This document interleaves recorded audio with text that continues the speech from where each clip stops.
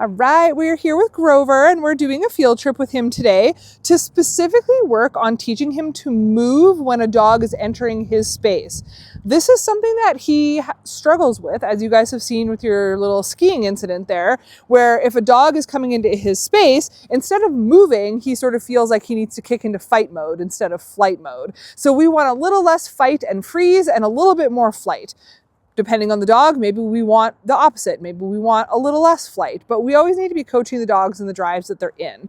And so for him, what I want to have happen is we're going to cue him with the e-collar and the leash when another dog comes into within about, I would say, like a 6 to 8 foot bubble for him. Anything less than that, and that's a discipline moment. But sir, come on.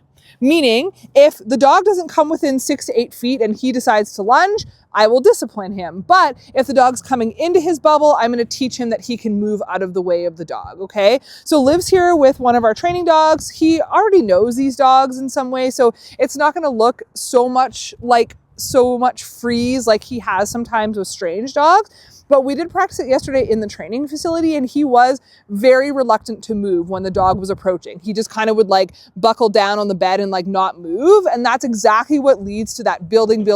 And then he just goes for it because he's like frozen.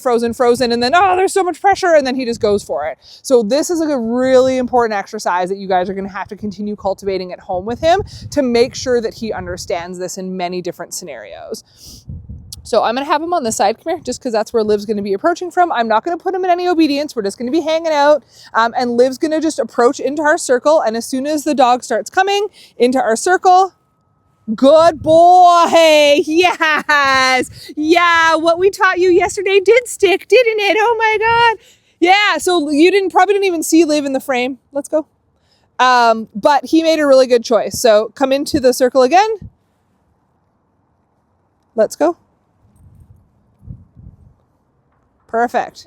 Good job. That's what I want. You can move. It's true. Come here. So basically I'm cueing him the second he sees that the dog is moving in on his space. So I'm going to have him on a nice loose leash here. I know, you're so smart. We'll only be able to get a few of these reps in. Let's go.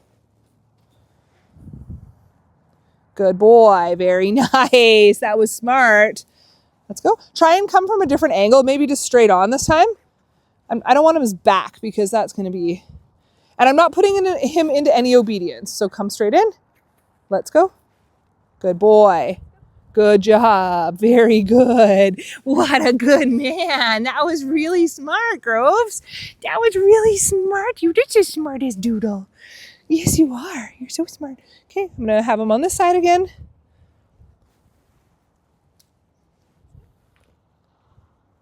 Go. Good boy. Nice job. Very good. All right, come back this side again, Liv. So the dog's at enough space that we don't need to advocate and he doesn't need to worry about it. But as the dog starts closing in, go. Yeah, and don't come all the way past him. Just make sure that like when you see him move that you're turning off the pressure as well. This is a training moment, right? Not real life. So in real life, I would expect him to move out of the way.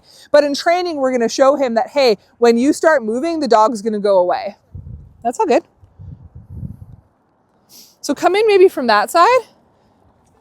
I just always want to make it fair to him that he can see the dog.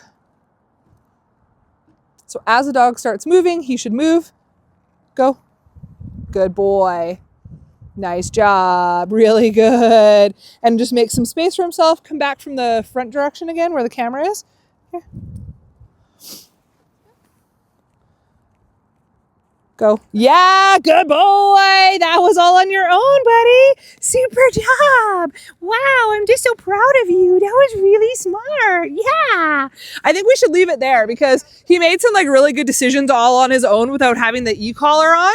Yeah, I'll try to make another video for you guys where I have the sound box on the e-collar so you can see when I'm using it. But that last one, I didn't use the e-collar at all. That was really smart. That's the smartest Doodle. Oh my goodness. Yes, that was really good. I know. You can jump. It's okay. Yeah. Good boy. Okay. Awesome. Let's go. Good boy. So